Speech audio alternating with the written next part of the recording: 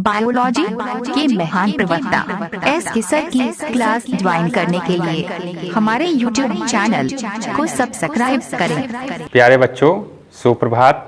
मैं सोनकरण सिंह पुनः online class में या बायोलॉजी जोन में तहे दिल से स्वागत एवं अभिनंदन करता हूं। देखिए प्यारे बच्चों, हम लोग मानव अनुवांशिकी में अध्ययन कर रहे थे या बताया जा रहा था कि कलर ब्लाइंडनेस क्या है, उसके बाद आपको बताया गया हीमोफीलिया क्या है, फिर हम लोग आ गए हैं रंजकहीनता, एल्ब्यूनिज्म। देखिए एल्ब्यूनिज्म होता क्या है या किस प्रकार की बीमारी है, तो अगर देखा जाए तो यह एक विशेष बीमारियों के रूप में रंजकहीनता भी विकसित होती है। जैसा कि लिखा गया है, मनुष्य में उसकी त्वचा, बालों व नेत्र की पुतलियों का रंग मिलेनिन, यह एक पिगमेंट होता है जिसे हम लोग मिलेनिन रंगा पिगमेंट कहते हैं। मिलेनिन रंगा के कारण विशिष्ट होता है, किंतु कभी कभी मिलेनिन रंगा के अभाव में त्वचा एवं बालों का रंग सफ़ेद व नेत्र की पुतलियों का रंग गुलाबी हो जाता है। यह रोग रंजकहीनता कहलाता है तथा इससे प्रभावित या इस रोग से ग्रसित या प्रभावित व्यक्ति रंजकहीन कहलाते हैं या रंजकहीन कहलाता है।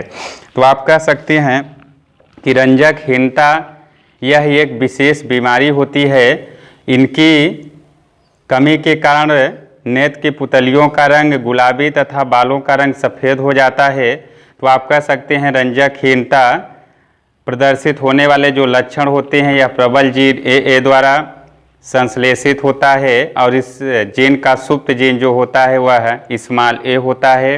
तो आप कह सकते हैं प्रबल जीन ए और संश्लेषित जीन के द्वारा जो होता है उसका स्मॉल ए होता है। तो एक बार फिर से देख लें प्यारे बच्चों, मनुष्य में उसकी त्वचा तथा बालों व नेत्र की पुतलियों का रंग मिलेनिन रंगा के कारण विशिष्ट होता है, किंतु मिलेनिन रंगा के अभाव में या मिलेनिन रंगा पिगमेंट के अभाव में आप कह सकते हैं कि त्वचा एवं बालों तथा नेत्र की पुतलियों का रंग गुलाबी हो जाता है या गुलाबी प्रदर्शित होता है। बल्कि यह रोग एल्ब्यूनिज्म कहलाता है या रंजकहीनता कहलाता है और इस रोग से प्रभावित व्यक्ति रंजकहीन होते हैं या रंजकहीन कहलाते हैं या कहलाता है।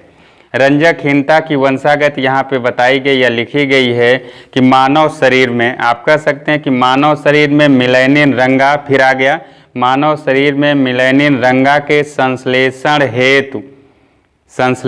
हेतु टायरोसिनेज यह एंजाइम्स होता है, टायरोसिनेज एंजाइम की जरूरत होती है जो प्रबल जीन ए द्वारा संश्लेषित होता है। तो आपको बताया गया प्रबल जीन ए द्वारा संश्लेषित होता है। अतः प्रबल जीन का यानी प्रबल जीन ए का साथी या इस प्रबल जीन का जो जीन होता है, जो रंजकहीनता का जीन होता है, उसे ये स्मॉल ए कह सकते हैं। तो आप कह सकते हैं कि प्रबल जीन ए का साथी सुप्त जीन जो होता है वह स्मॉल ए होता है, जो रंजकहीनता का जीन होता है। तो आप कह सकते हैं कि मानव शरीर में मिलेनिन रंगा के संश्लेषण हेतु टायरोसिनेज एंजाइम की जरूरत होती है और यह एंजाइम प्रबल जीन ए द्वारा संश्लेषित होता है, बल्कि प्रबल जीन ए का साथी सुप्त जीन स्मॉल ए रंजकहीनता का जीन होता है। तो ये सिद्ध हो गया कि प्रबल जीन क्या है, कैपिटल ए और सुप्त जीन क्या है, स्मॉल ए। तो आप कह सकते हैं प्रबल जीन का साथी स्मॉल ए भी कह सकते हैं या स्मॉल ए। फिर यहाँ पे दर्शाया गया कि यह संतानों में किस प्रकार विकसित होता है। तो इसमें लिखा गया है कि यदि माता पिता से संतानें दोनों सुप्त जीन, ये लिखा गया दोनों सुप्त जीन यानी अप्रबल जीन स्मॉल ए अगर प्राप्त करते हैं तो वो रंजकहीनता प्रदर्शित करेंगे या एल्ब्यूनिज्म प्रदर्शित करेंगे। और यदि माता पिता से संतानें कैपिटल ए स्मॉल ए प्राप्त करती हैं या जीन प्राप्त करते हैं तो वे संतानें इस रोग की वाहक होंगी, किंतु रंजकहीनता से प्रभावित या पीड़ित नहीं होंगी, बल्कि इस रोग की वाहक होंगी। तो आप कह सकते हैं कि प्रबल जीन AA अगर है तो वह रंजकहीनता प्रदर्शित नहीं करेंगे, अगर स्मॉल AA हैं तो वह रंजकहीनता प्रदर्शित करेंगे। यदि कैपिटल A और स्मॉल A अगर जीन्स मिलता है तो वह रंजकहीनता की वाहक होंगी, बल्कि रंजकहीनता प्रदर्शित नहीं करेंगी या रंजकहीनता से पीड़ित नहीं होंगी।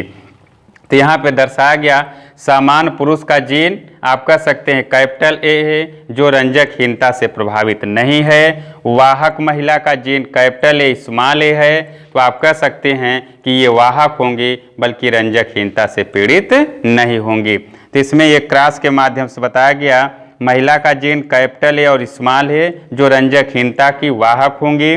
फिर पुरुष सामान्य है कैपिटल AA तो आप कह सकते हैं किसी भी प्रकार से रंजकहीनता के रोगी नहीं हैं। तो यहाँ दर्शाया गया कैपिटल A तो ये जीन्स कैसे मिल गया कैपिटल AA जो रंजकहीनता से प्रभावित नहीं होंगी, बल्कि ये सामान्य और स्वस्थ होंगी संतानें। कैपिटल A स्मॉल A रंजकहीनता की वाहक होंगी।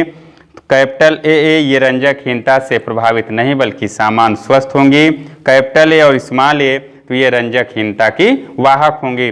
तो इससे स्पष्ट हो गया। अब इसमें जीन्स पुत्र और पुत्री का स्पष्ट नहीं हो पाता, तो इसलिए हम लोग क्या लिख देते हैं संतानें, चाहे वो पुत्र में मान लें चाहे पुत्री में मान लें।